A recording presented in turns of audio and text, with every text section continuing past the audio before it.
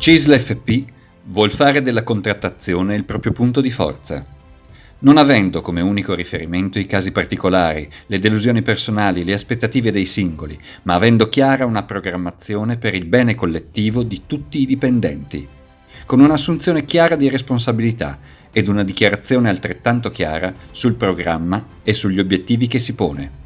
È l'unico modo per arrivare ai tavoli con l'amministrazione avendo già idee e progetti da proporre, senza dover aspettare l'iniziativa del datore di lavoro.